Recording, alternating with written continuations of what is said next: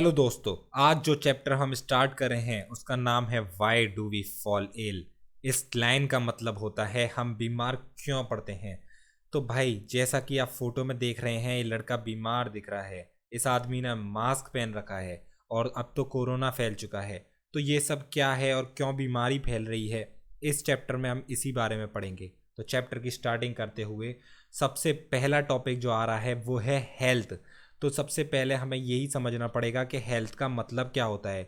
हम बोलते हैं कि ये इंसान हेल्दी है, ये इंसान हेल्दी है, ये इंसान हेल्दी है। तो वो कौन सा इंसान है जो हेल्दी है? तो हमारे को उस इंसान के अंदर तीन चीज़ें देखनी पड़ती हैं। क्या वो फिजिकली सही है, बेड पे इस तरीके से लेटा तो नहीं है बीमारी की हालत में? तो फिजिकली अगर सही है तो पहला फैक्टर क्लियर है। दूसरा हमें देखना होता है मेंटली सही है, क्या डिसीजन ले पा रहा है या फिर लग रहा है कि भाई खुद ही कन्फ्यूज़न में डोल रहा है। तो कन्फ्यूज़न नहीं होनी चाहिए, मेंटली प्रिपेयर्ड होना चाहिए हर चीज़ के लिए। तो फिर वो मेंटली भी सही है तो सेकंड क्राइटेरिया भी फुलफिल हो रहा है। और अगर हम बात करें तीसरे फैक्टर की, सोशल वेलबींग, अगर वो सोशली कैसा है, दूसरों के साथ कैसा व्यवहार कर रहा है, अगर लड़ाई झगड़े कर रहा है तो समझ लो वो हेल्दी नहीं है। तो इन तीनों फोटो में अगर एक भी चीज़ उसके पास नहीं है तो वो हेल्दी नहीं है। तो हेल्थ का फुल फॉर्म, हेल्थ की डेफिनेशन यही हो जाएगी, health is a complete state of physical, mental and social wellbeing. अगर हेल्थ आपको बतानी है तो कंप्लीटली ये तीनों चीज़ों को फुलफिल कर रहा हो, फिजिकल, मेंटल और सोशल। अब आगे बात करें कि अगर हमें हेल्दी रहना है, अगर हेल्थ सही रखनी है तो क्या क्या चीज़ें हमें ध्यान में रखनी होगी। भाई, प्रॉपरली खाना खाना होगा। लोग सोचते हैं मैं मोटा हो गया हूँ तो मैं खाना छोड़ देता हूँ। तो भाई तुम हेल्दी नहीं रह पाओगे, क्योंकि आगे जाके तुम्हें डिजीज़ हो जाएगी, इन्फेक्शन हो जाएगा, एलर्जी हो सकती है। ठीक है, तो आपको डाइट प्रॉपर रखनी पड़ेगी, उसके अंदर carbohydrate, protein, fats, vitamin, minerals, water सब कुछ होना चाहिए। नेक्स्ट अगर हम बात करें तो हाइजीन मेंटेन करना पड़ेगा। मतलब कि गंदे हाथों से खाना नहीं खाना है, खेल के आना है तो हाथ धोने हैं, इस तरीके से आपको काम करना होगा।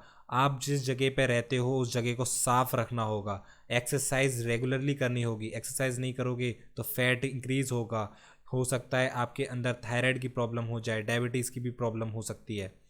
अब अगर हम बात करें तो रेस्ट लेना होगा, क्योंकि बहुत अब की जो जनरेशन है, तुम्हारी क्लास है 9th, इसमें आप रात भर फ़ोन चलाते हैं 12 से 1 बजे तक। तो ये एक बहुत ख़राब चीज़ है आप लोगों के लिए। तो ये आपकी कुछ 5 पॉइंट्स लिख दिए हैं मैंने, जिससे आपको पता चलेगा कि कैसे हेल्थ अच्छी रखी जा सकती है। तो कई लोग सोचते हैं कि हेल्दी और डिजीज़ फ्री का मतलब सेम होता है, तो ऐसा बिल्कुल भी नहीं है। डिजीज़ फ्री और हेल्दी होने में काफ़ी अंतर है।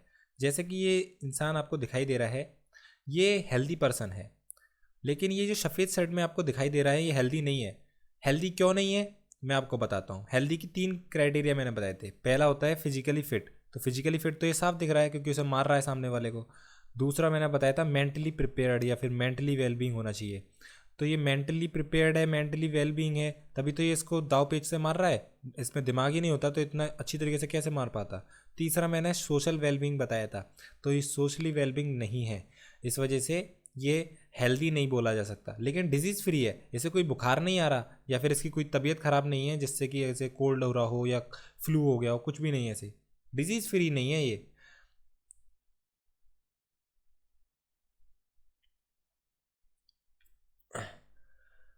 अब कई लोग सोचते हैं कि हेल्दी और डिजीज़ फ्री का मतलब सेम होता है, तो ऐसा बिल्कुल भी नहीं है। हेल्दी और डिजीज़ फ्री होने में काफ़ी अंतर है। जैसे तुम्हें ये आदमी दिख रहा है, ये एक हेल्दी पर्सन है, लेकिन ये जो सफ़ेद शर्ट में आपको दिखाई दे रहा है ये एक हेल्दी पर्सन नहीं है। हेल्दी पर्सन क्यों नहीं है? क्योंकि मैंने बताया था हेल्दी पर्सन होने के लिए 3 क्राइटेरिया फॉलो करने पड़ेंगे।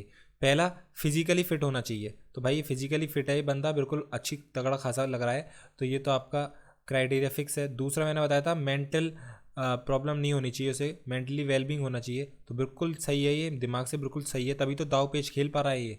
तीसरा मैंने बताया था कि सोशली वेलबींग होना चाहिए, दूसरों के साथ अच्छा व्यवहार करना चाहिए, सोसाइटी में अच्छी तरीके से रहना चाहिए, लेकिन ये तो दूसरों को मार पीट रहा है, तो ये सोशली वेलबींग नहीं है, इस वजह से ये हेल्दी नहीं है।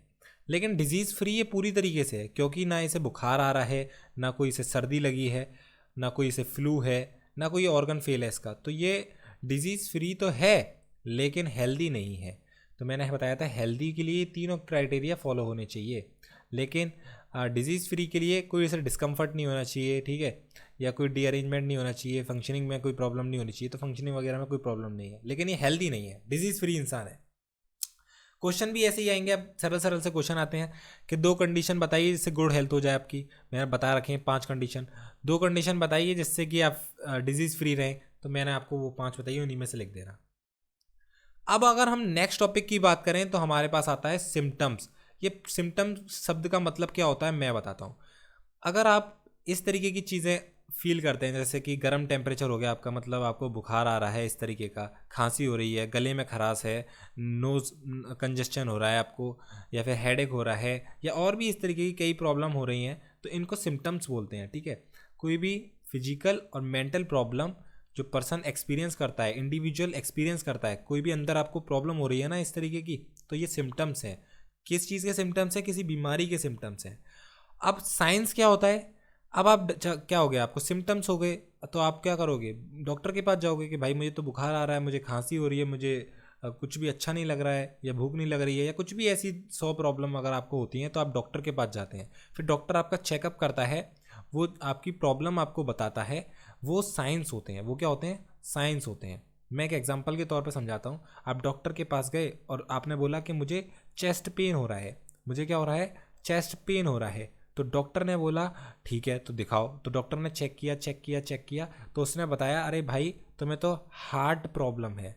हार्ट से रिलेटेड कोई प्रॉब्लम बताई उसने, तुम्हें तो हार्ट प्रॉब्लम है।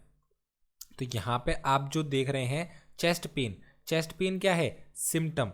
चेस्ट पेन क्या है? सिम्टम, क्योंकि ये आपको फील हुआ था कि मुझे चेस्ट में पेन हो रहा है। लेकिन जो डॉक्टर के पास गए, डॉक्टर ने आपको बताया कि चेस्ट पेन क्यों हो रहा है, उसका कारण क्या है, तो वो कारण जो बताया जा रहा है उसी को साइन कहते हैं। ठीक है, आगे बढ़ते हैं। अब ये आता है नेक्स्ट टॉपिक, डिजीज। कि भाई डिजीज का मतलब क्या होता है? तो ऐसी कोई कंडीशन जो नॉर्मल फंक्शनिंग को प्रॉब्लमेटिक कंडीशन में आ रहे हो तो आपकी डिजीज़ कहलाएगी। जैसे कि आपका लंग, आप सिगरेट फूकते हो, गुटखा खाते हो, तो इस तरीके से आपके लंग्स, इस तरीके की चीज़ें आपको सांस के अंदर जाती है, तो आपके लंग्स में ऐसी प्रॉब्लम हो जाती है। तो आपका ऑर्गन अगर फेल हो रहा है, लंग फेल हो रहे हैं, तो आपको डिजीज़ हो गई है। ठीक है।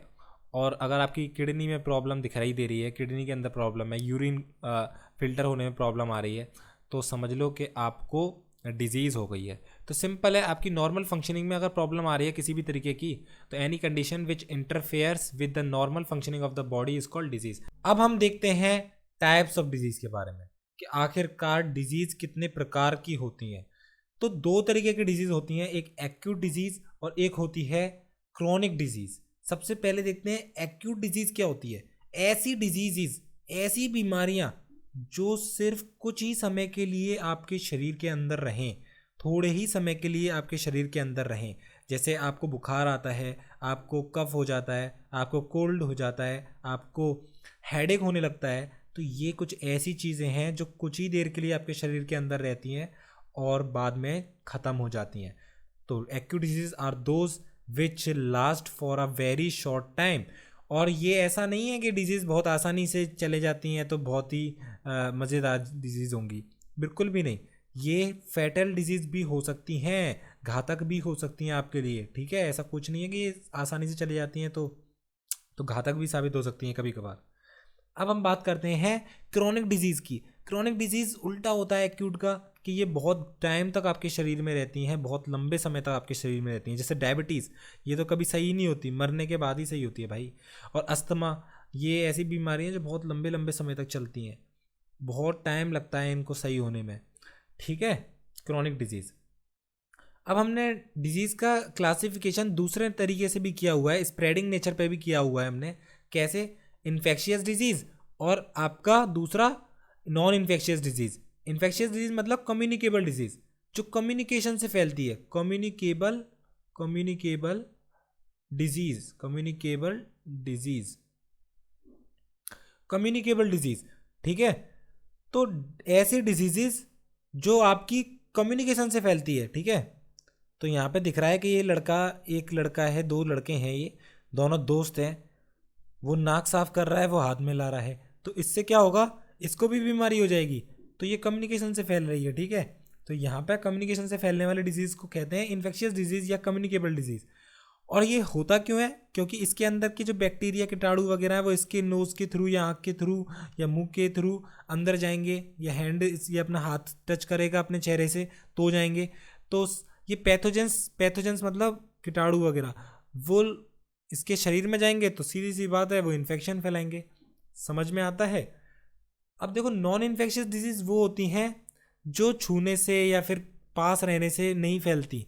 जैसे कैंसर है, डायबिटीज़ है, ये किसी इंसान को हो रखा है, उसके पास हम जाते हैं तो हमें नहीं हो जाएगी कि हमें भी डायबिटीज़ हो गई, हमें भी कैंसर हो गई, क्योंकि हम तो अपने उसके दोस्त के पास बैठे थे। तो ऐसा नहीं है, ये चीज़ें छूने से नहीं फैलती। तो diseases that can not spread from one individual to another, ऐसी बीमारी जो एक से दूसरे में नहीं फैलती। Usually these disease are not cause by pathogens, ये पैथोजेंस की वजह से नहीं होती हैं, इनका कारण कुछ और होता है। जैसे ऑर्गन फेलियर, जैसे इसमें पेनक्रियास फेल हो जाता है, इसमें सेल्स का आउट ऑफ कंट्रोल हो जाते हैं, सेल्स डिवाइड होने लग जाते हैं कैंसर में। तो क्या है कि इसमें कोई पैथोजन आके या बैक्टीरिया आके तो आपके शरीर में हमला नहीं कर रहा ना, बाहर की ही चीज़ आपको कोई इफ़ेक्ट नहीं कर रही है, आपके अंदर की ही कोई चीज़ ख़राब हुई है, इसके कारण हुआ है। तो ये छूने से नहीं फैलता है, क्योंकि बैक्टीरिया वगैरह की वजह से हुआ ही नहीं है जो आपके शरीर से दूसरे के शरीर में बैक्टीरिया ट्रांसफ़र होगा। अब बताने वाला हूँ मैं आपको काफ़ी बढ़िया चीज़। यहाँ एक मच्छर दिखाई दे रहा है, यहाँ पे एक लड़का। अब ये मच्छर क्या करेगा, इसके हाथ पे आएगा और काट लेगा और उड़ जाएगा। ये बोल रहा है चल मच्छर तो उड़ गया, क्या हो गया? अगले दिन पता चलता है इस लड़के को हो गया मलेरिया। अब इसे मलेरिया हो गया तो अब ये जाएगा डॉक्टर के पास। अब हम बात करते हैं इसे मलेरिया हुआ कैसे। मच्छर आया होगा और उसके हाथ पे काटा और तुरंत ही उसके अंदर ये चीज़ इंजेक्ट कर दी, इसके अंदर हाथ में डाल दी। ये क्या थे? छोटे छोटे ऑर्गेनिज्म, छोटे छोटे माइक्रो ऑर्गेनिज्म। ऐसे माइक्रो ऑर्गेनिज्म जो डिजीज़ कॉज करते हैं, डिजीज़ फैलाते हैं, ऐसे छोटे छोटे ऑर्गेनिज्म जो डिजीज़ फैलाते हैं उनको बोलते हैं पैथोजेंस। ठीक है, तो यहाँ पे ध्यान से देखो, ये तो पैथोजन हो गए, माइक्रो ऑर्गेनिज्म पैथोजेंस हो गए। लेकिन वेक्टर किसे बोलते हैं? वेक्टर एक तरीके की गाड़ी होती है जिसमें पैथोजन बैठ के आते हैं। ठीक है, जैसे कि डॉग, कुत्ता, तो वो भी एक तरीके का वेक्टर हो सकता है, क्योंकि वो भी बीमारियां बैठा के लेके आता है अपने शरीर पे। ऐसे ही ये मच्छर भी बैठा के लाया तो ये भी वेक्टर है। ठीक है, और जिस पे अटैक हो रहा होता है, जिस चीज़ पे भी अटैक हो रहा होता है तो उसको होस्ट बोलते हैं। तो ये 3 टर्म्स के बारे में तो पता होना चाहिए। अब ध्यान से देखो, कौन कौन से पैथोजेंस आपकी बीमारियां फैलाते हैं ये पता होना चाहिए। तो वायरस होते हैं, वर्म्स होते हैं, बैक्टीरिया होते हैं, फंजाई होते हैं, प्रोटोजोआ होते हैं। ठीक है, वायरस से फैलने वाली बीमारी कौन कौन सी होती हैं बस नाम याद कर लो, क्योंकि इनके बारे में डिटेल नॉलेज आपको क्लास 12th के अंदर लेनी है। Common cold, influenza, dengue, AIDS, ये चारों बीमारी वायरस से फैलने वाली हैं। बैक्टीरिया से फैलने वाली कौन कौन सी बीमारी होती हैं? Typhoid, cholera, tuberculosis, anthrax. Protozoa से फैलने वाली मलेरिया, कालाजार। फंजाई से फैलने वाली स्किन से इन्फेक्शन, जैसे दाद हो जाते हैं ना, दाद वगैरह हो जाते हैं उनको। वर्म्स से फैलने वाली क्या होती है आपकी? Intestine infection. और एलिफेंटियासिस, इसमें क्या होता है? हाथी जैसा पैर हो जाता है, आई मूवी के अंदर देखा होगा तुमने। अब मैं समझाता हूँ आपको कि किन किन जरियों से इन्फेक्शियस डिजीज फैल सकती है, मतलब कम्युनिकेबल डिजीज किस किस जरिए से आपसे फैल सकती है। तो एयर के थ्रू फैल सकती है, जैसे कि इस लड़की को क्या है, कोई बीमारी है, कफ हो रखा है इसे, और ये लड़का आया है, दोस्त है इसका, ये आया है। वो लड़की बोल रही है मुझे तो कफ है भाई, दूर रहो। लेकिन लड़का कह रहा है नहीं नहीं नहीं नहीं, मैं तो आपके पास ही से बात करूंगा। तो इस वजह से इसको भी अगले दिन देखा तो कफ हो गया।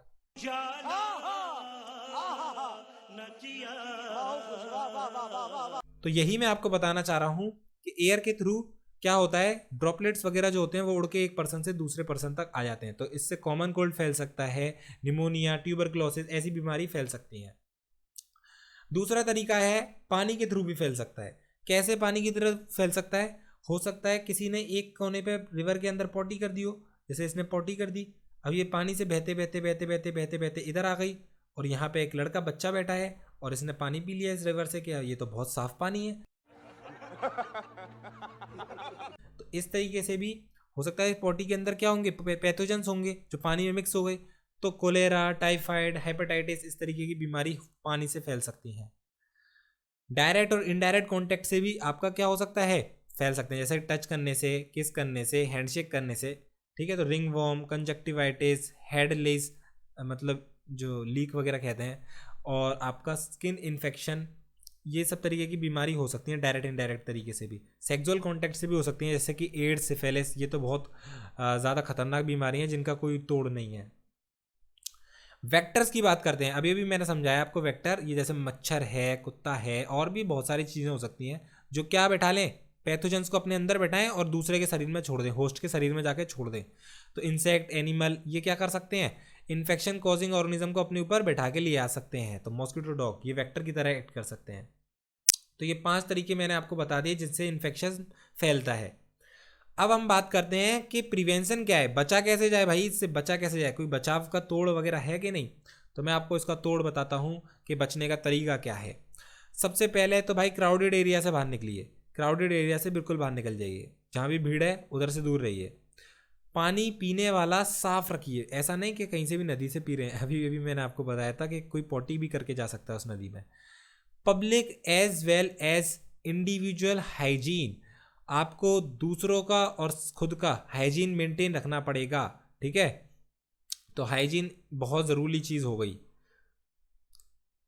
और लास्ट, आपके प्रॉपर बैलेंस डाइट होनी चाहिए, और आपका इम्यूनाइजेशन, इम्यूनिटी के लिए आपको वैक्सीन करना पड़ेगा, वैक्सीनेशन करवाना पड़ेगा। तो इसको डिटेल में हम समझते हैं। अब देखो, तो अब हम समझते हैं इम्यूनाइजेशन। तो इम्यूनाइजेशन का दूसरा ही नाम क्या होता है, वैक्सीनेशन। वैक्सीनेशन बोलते हैं ना कि वैक्सीन लगवा लो, वैक्सीन लगवा लो, तो वैक्सीनेशन को ही हम क्या बोलते हैं, इम्यूनाइजेशन। तो ये कुछ नहीं होता, इम्यूनाइजेशन का मतलब वैक्सीन लगवाना, ठीक है। एक हेल्दी पर्सन के अंदर क्या कर दो, वैक्सीन लगा दो, ताकि उसको डिजीज़ ना हो। इसी को क्या कहते हैं, वैक्सीनेशन या इम्यूनाइजेशन। तो ये डेफिनेशन आती है क्लास 9 के अंदर काफ़ी, तो इसे याद कर लेना। अब लोग सोचते हैं कि वैक्सीन क्या होता है, वैक्सीन हमें बता दो। मैं समझा देता हूँ। जैसे कि कोविड का एग्जाम्पल ले लेते हैं, जैसे कोविड का एग्जाम्पल ले लिया हमने, तो कोविड एक तरीके का वायरस है, ठीक है। तो ये वायरस जो है वो हमारी बॉडी के अंदर घुस जाता है तो बीमारी फैलाता है। तो हमने क्या किया कि कोविड के कुछ वायरस लिए हमने, उनको कमज़ोर कर दिया, और कमज़ोर करके एक तरीके से वो वैक्सीन बन गई, ठीक है। अब वो क्या है, वो जब बीमारी अगर हमने किसी बॉडी के अंदर घुस भी गए तो वो बीमारी नहीं फैलाएंगे। तो हम क्या करते हैं, ये बॉडी के अंदर घुसा देते हैं, वैक्सीन बोल के इसको बॉडी के अंदर घुसा देते हैं। अब क्या होगा, बॉडी के अंदर ये वायरस चले गए कोविड के, कमज़ोर वाले ध्यान रखना, कमज़ोर वाले, इसी को वैक्सीन बोलते हैं। अब ये बॉडी के अंदर चले गए, तो अब क्या होगा, अब हमारी बॉडी के अंदर WBC होते हैं, हमारी बॉडी के अंदर क्या होते हैं, WBC सेल, ये इससे लड़ेंगे, ये इससे लड़ेंगे। तो एक कमज़ोर है तो सीधी सी बात है WBC इससे लड़के जीत भी जाएंगे। अब क्या है, WBC को ये समझ में आ गया है कि कोविड का वायरस आए तो उसको इस दाव पेच से मारना है।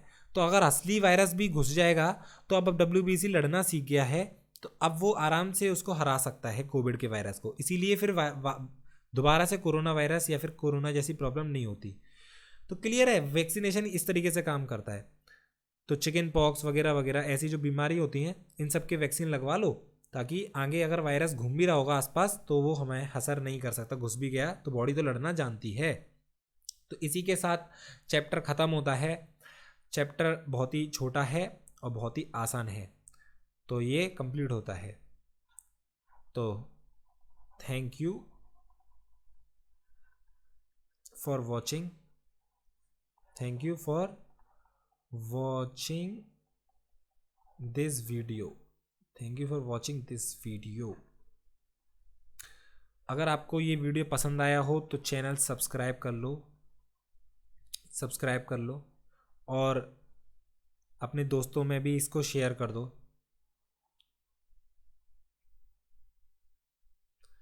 तब तक के लिए टाटा, गुड बाय।